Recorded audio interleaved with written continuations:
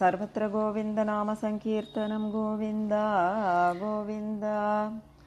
दशकं 55।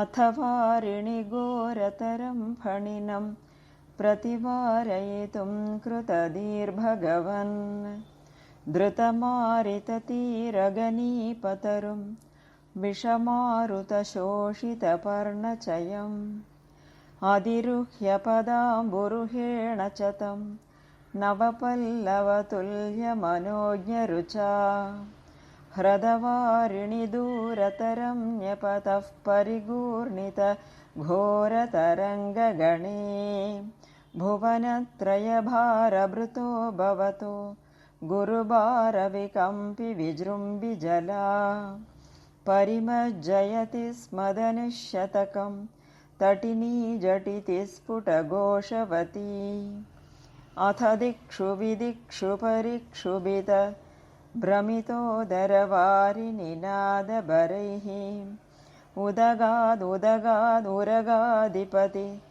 त्वदुपान्तमशान्तरुषान्तमनाः फणशृङ्गसहस्रविनिसृमर ज्वलदग्निकणोघ्रविषाम्बुधरम् पुरतः फणिनं समलोकयथा बहुशृङ्गिणमञ्जनशैलमिव ज्वलदक्षिपरिक्षरदुग्रविष श्वसनोष्मभरसमहाभुजगः परिदश्य भवन्तमनन्तबलं समवेष्टयदस्फुटचेष्टमहो अविलोक्य भवन्तमताकुलिते तटगामिनि बालकधेनुगणे व्रजगेहतलेऽप्यनिमित्तशतं समुदीक्ष्य कथायमुनां पशुपाः अखिलेषु विभो भवदीयदशाम्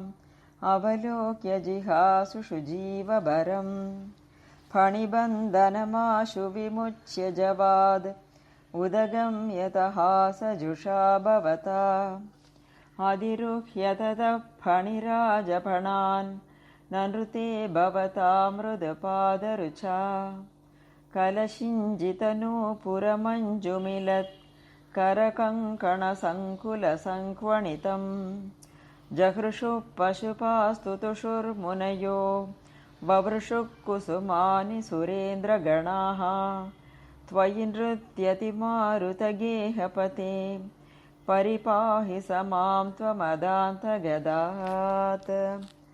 सर्वत्र गोविन्दनामसङ्कीर्तनं गोविन्द गोविन्द।